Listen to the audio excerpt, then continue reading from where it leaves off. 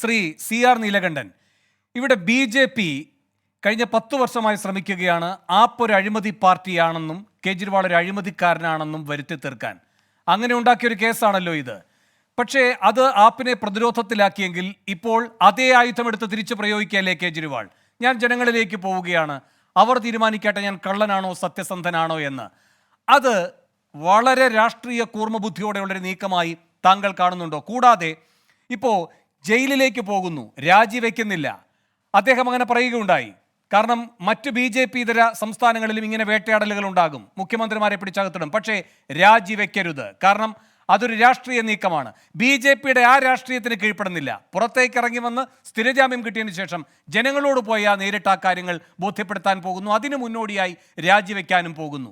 അത് ശരിയായൊരു രാഷ്ട്രീയ തീരുമാനമല്ലേ? ഇനി ഒരു ചെറു ചോദ്യം കൂടി, ഇവിടെ ഒരു പുതിയ രീതി കൂടി, ഈ രാജിവെക്കാതിരിക്കുന്നത് പോലെ തന്നെ ഒരു പുതിയ രീതി കൂടി, അപകടകരമായൊരു രീതി കൂടി മറ്റ് മുഖ്യമന്ത്രിമാരെ സംബന്ധിച്ച് അപകടകരമായൊരു രീതി കൂടി കേജ്രിവാൾ പരീക്ഷിക്കുകയല്ലേ? ഏതാരോപണമാണോ ഞാൻ നേരിടുന്നത് ആ ആരോപണം തന്നെ പ്രധാനപ്പെട്ട തെരഞ്ഞെടുപ്പ് മുദ്രാവാക്യമാക്കി ഒരു റഫറണ്ടത്തിന് തയ്യാറാവുക. എത്ര മുഖ്യമന്ത്രിമാർക്ക് അതിന് കഴിയും? പിണറായി വിജയൻ ഉൾപ്പെടെയുള്ളവർക്ക് കഴിയുമോ? വേണു, ഇതിന് പറയുന്നതിന് ഞാൻ മറുപടി പറയാം. അതിനു മുമ്പ് ഒരു മുൻകൂർ ജാമ്യമുണ്ട്. ഞാൻ ആം ആദ്മി പാർട്ടിയുമായി ബന്ധപ്പെട്ട് പ്രവർത്തിച്ച ആളാണ്. അരവിന്ദ് കെജ്രിവാളും ആം ആദ്മി പാർട്ടിയുമായിട്ടുള്ള ചില അഭിപ്രായ വ്യത്യാസങ്ങളുണ്ട്, അവിടുന്ന് വിട്ടുപോകുന്ന ആളാണ്. അത് ഞാൻ അഡ്വാൻസ് ആയിട്ട് പറയുകയാണ്, അറിയിക്കാൻ വേണ്ടി. ഞാനിപ്പോൾ ആം ആദ്മി പാർട്ടിയുടെ വക്താവല്ല, അത് അപ്പുറത്തിരിക്കുന്നുണ്ട്. പക്ഷെ ഒരു കാര്യം നമുക്ക് പറയാൻ പറ്റും. ഇപ്പം നേരത്തെ നിയമപ്രശ്നങ്ങളെക്കുറിച്ച് പറഞ്ഞു.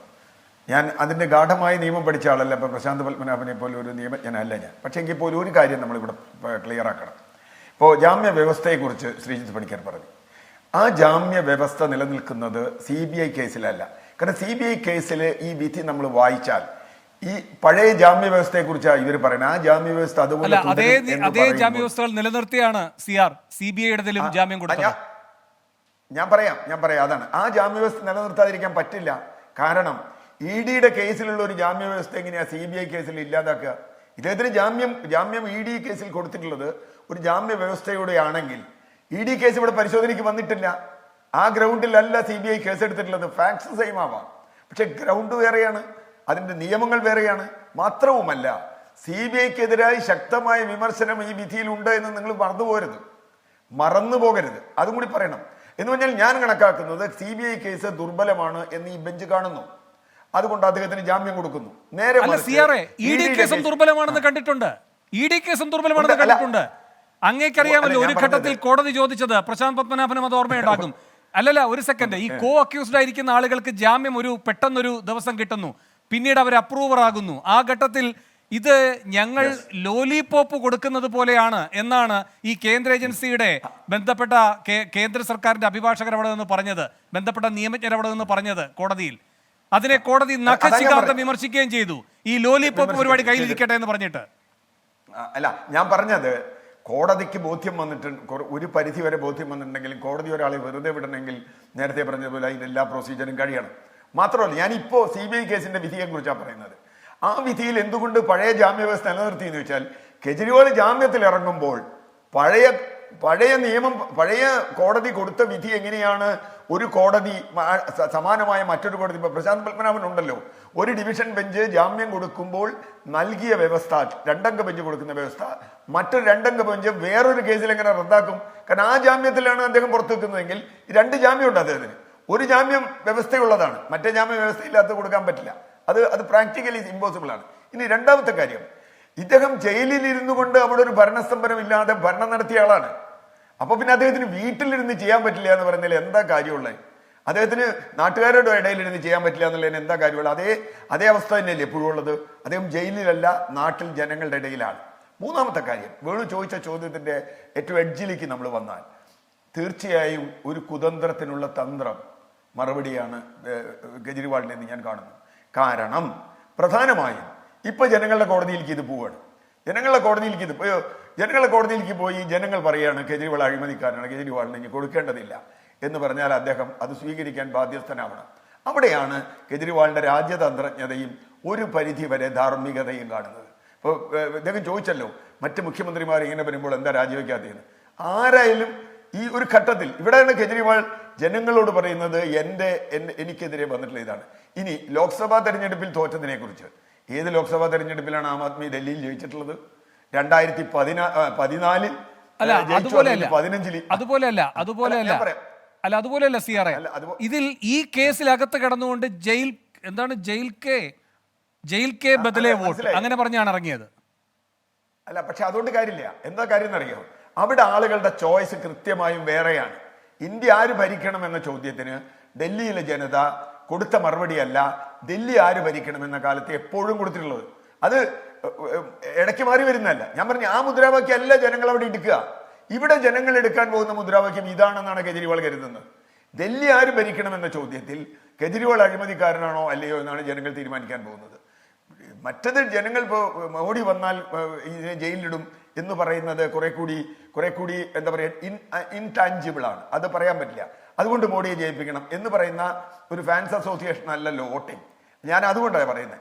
മറിച്ച് ഇവിടെ ഞാൻ കണക്കാക്കുന്നത് ലോക്സഭാ തെരഞ്ഞെടുപ്പിൽ നിന്നും വളരെ വ്യത്യസ്തമായി ജനങ്ങൾക്ക് അവിടെ ടച്ചിങ് അനുഭവമുണ്ട്. ഇപ്പോൾ വെള്ളപ്പൊക്കത്തിനെ കുറിച്ചോ അല്ലെങ്കിൽ വെള്ളക്കെട്ടിനെ കുറിച്ചോ അങ്ങനെ മരണത്തെക്കുറിച്ചോ ഉള്ള കാര്യങ്ങളെക്കാളൊക്കെ വലുത് അവിടുത്തെ ജനങ്ങളെ സംബന്ധിച്ചിടത്തോളം അവരുടെ ജീവിതവുമായി ബന്ധപ്പെട്ടത് തന്നെയാണ്. അത് ഏത് തെരഞ്ഞെടുപ്പിലും അങ്ങനെയാണ്. അത് നിയമസഭാ തെരഞ്ഞെടുപ്പിലും പഞ്ചായത്ത് തെരഞ്ഞെടുപ്പിലും അങ്ങനെയാണ്. അങ്ങനെ വരുമ്പോൾ ജനങ്ങളുടെ ജീവിതത്തിൽ ഇന്ന് ലഭിക്കുന്ന കാര്യങ്ങൾ ലഭിക്കാൻ അവിടെ BJP വന്നാൽ നടക്കുമോ? ഇപ്പൊ കോൺഗ്രസ് കൂടെ നിൽക്കുമെന്ന് എനിക്കറിയില്ല. കോൺഗ്രസ് വന്നാൽ നടക്കുമോ എന്ന ചോദ്യം വരുമ്പോൾ ജനങ്ങളുടെ ചോയ്സ് കൃത്യമായും ആം ആദ്മി പാർട്ടി ആയിരിക്കുമെന്ന് തന്നെയാണ് ഞാൻ കരുതുന്നത്. അതുകൊണ്ട് തന്നെ ഇവിടെ ഒരു പ്രശ്നമുണ്ട്. ഞാനിപ്പോഴും പറയുന്നു, ഇത് കെജ്രിവാൾ ജയിച്ചത് കൊണ്ട് കെജ്രിവാളിന്റെ എല്ലാ കുറ്റങ്ങളും ഉള്ളതായോ എന്ന് പറയുന്നില്ല.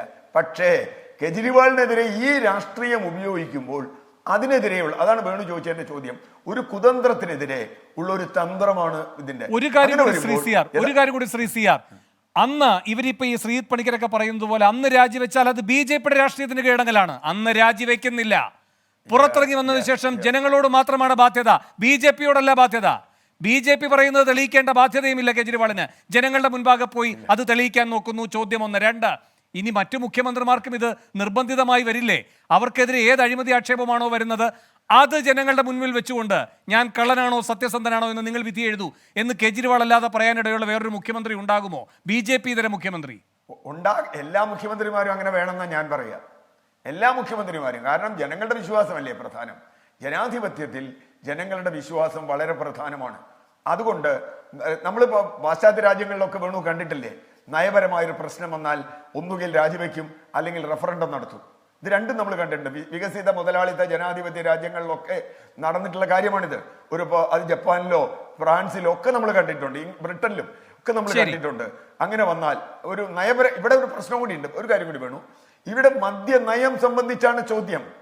ഇവിടെ പോളിസിയാണ് ചോദ്യം ചെയ്യപ്പെടുന്നത്. അവിടെ ഒരു പ്രശ്നമുണ്ട്. നമ്മുടെ കോടതികളൊക്കെ ഞാൻ കണ്ടിട്ടുള്ളത് ഗവൺമെന്റ് പോളിസിയെ ചോദ്യം ചെയ്ത് നമ്മൾ പലപ്പോഴും കോടതി ചെല്ലുമ്പോൾ കോടതികൾ പറയുന്നത് ഒരു പോളിസിയെ ചോദ്യം ചെയ്യാൻ പറ്റില്ല. ആ പോളിസി കൊണ്ട് നാശമുണ്ടാകുമെങ്കിൽ അത് അവരുടെ പൊളിറ്റിക്കൽ റെസ്പോൺസിബിലിറ്റി ആണെന്നാണ്. ഇവിടെ അങ്ങനെയല്ല.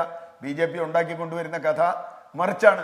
അവിടെയാണ് നയപരമായ തീരുമാനമെടുക്കാൻ എനിക്ക് അധികാരമുണ്ടോ എന്ന് അദ്ദേഹം ജനങ്ങളോട് ചോദിക്കുന്നത്. ശരിയാണ്. എന്ന് മാത്രമല്ല, പോളിസി പ്രശ്നത്തിലേക്ക് മാത്രമായിട്ട് ചുരുങ്ങുന്നില്ല ശ്രീ സി ആർ. ഇത് പുതിയ പല കാര്യങ്ങളുടെയും തുടക്കം കൂടി ഇടുകയാണ്. ആം ആദ്മി പാർട്ടി ഇക്കാര്യത്തിനകത്ത് പ്രതിയാകുന്നു. ഒരു പാർട്ടി പ്രതിയാകുന്നു എന്ന് പറയുന്ന സാഹചര്യം വിചിത്രമാണ് എന്ന് നമ്മുടെ ഈ മുൻ സെക്രട്ടറി ജനറൽ ഉണ്ടല്ലോ, ലോക്സഭാ സെക്രട്ടറി ജനറൽ ആചാരി, അദ്ദേഹമൊക്കെ അത് വിശദമായി അതിന്റെ നിയമപ്രശ്നങ്ങൾ എഴുതിയിട്ടുണ്ട്.